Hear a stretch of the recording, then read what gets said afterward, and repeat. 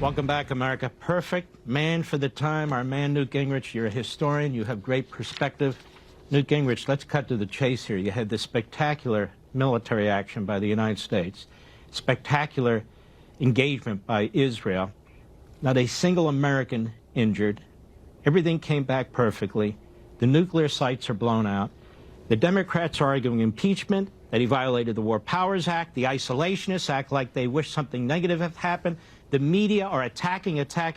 In your perspective of history, has there ever been in a situation where we actually have such enormous success with such great risk, and the Democrats and the media turn against the President of the United States? Well, the only one that really is parallel is the Democratic reaction to Lincoln during the Civil War. Remember, there were Democratic generals who did not want to win the war. And part of Lincoln's problem in the first 2 years is sorting out who's actually going to fight to unify the country and who, in fact, is going to deliberately try to avoid victory because they don't want to overcome the South. Short of that, and in some ways we have a little bit of a cultural civil war underway now. Remember, there are a minority, but a substantial number of Democrats who are for Iran and against Israel. And I think we tend to forget this, that there's a substantial block. I mean, the Democrat most likely to become the next mayor of New York is remarkably anti-Semitic. We have several members of the House who are clearly anti-Israel and in some cases anti-American. So there's a very small faction that is genuinely on the other side. And then you have a large block of Democrats who can't be for anything Trump does. I mean, they're currently so embittered and so negative and so hostile that, if Trump offered everybody free ice cream, they'd find some way to attack it.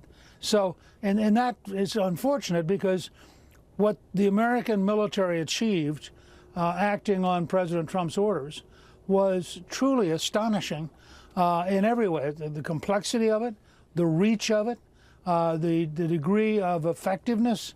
I can't think of any single operation comparable to it in world history. You know, Newt Gingrich, we've seen so many negative events associated with our military because of the weakness of our commander-in-chiefs.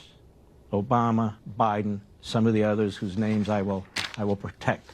Here you have a powerful man, Donald Trump, powerful in the sense he has principles, he knows what he wants to do. He's got the right generals around him. He cleared out the old and brought in the new. He's got the right Secretary of Defense, Secretary of State, the whole team, and so forth and so on. And they do something that is absolutely, as your word, astonishing. And yet we still have also this element, what I call the isolationists, some of whom had been Trump backers who are stabbing him in the back in the lead up to this battle. And I think to myself, what did you expect this man to do? To leave the Iranians there where they could build more ballistic missiles, where they could get their nuclear warheads built, and so forth and so on? Again, when have we seen that last time? In the 1930s, perhaps? Look, when you have a small handful on the right, a really tiny group, who are, frankly, mostly just out to lunch. I mean, they don't understand the world. They're not realistic. They believe in fantasies. And I think we ought to be head-on and direct about that. One of my favorite quotes from Franklin Delano Roosevelt in 1941, after the Germans had torpedoed an American destroyer. We were not at war yet. And Roosevelt did a radio address and said, if you're standing next to a rattlesnake, you don't have to let him bite you 5 or 6 times to figure out he's dangerous.